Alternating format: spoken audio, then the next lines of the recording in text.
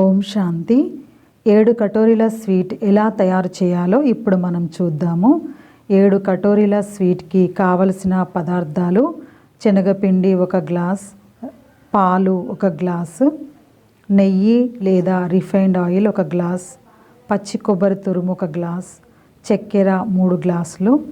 7 కటోరీల స్వీట్ని శివపరమాత్మ యొక్క జ్ఞాపకంలో ఉంటూ తయారు చేద్దాము. మొదట ఒక కళాయి తీసుకొని దానిలో చక్కెర, పాలు, నెయ్యి లేదా ఆయిల్, పచ్చి కొబ్బరి తురుము, శనగపిండి వేసుకొని ఉండలు లేకుండా స్మూత్గా కలుపుకోవాలి.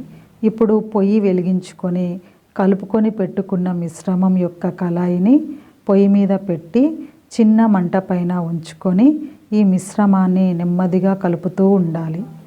తరువాత మంటను మీడియం చేసుకొని ఆపకుండా కలుపుతూనే ఉండాలి. తరువాత ఈ మిశ్రమం దగ్గర పడుతుంది అన్నప్పుడు మంటను తగ్గించుకొని కలుపుకోవాలి. కళాయిని వదులుతుంది, వేరవుతున్నప్పుడు పొయ్యి ఆఫ్ చేసుకొని నెయ్యి రాసుకొని పెట్టుకున్న ట్రేలో ఈ మిశ్రమాన్ని వేసుకొని సమానంగా పరుచుకొని దానిపైన పిస్తా, బాదం, కాజు పొడవుగా తురుముకున్న మిశ్రమాన్ని వేసి కటోరీతో ఈ విధంగా ఒత్తుకోవాలి. 5-10 నిమిషాలు ఉంచి గట్టిగా అయిన తర్వాత ముక్కలుగా కట్ చేసుకోవాలి.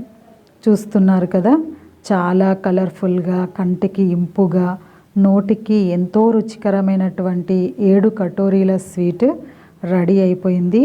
ఈ స్వీట్ని భగవంతునికి నైవేద్యంలో అర్పించి అందరికీ ప్రసాదాన్ని ఇవ్వడం జరుగుతుంది. ఓం శాంతి.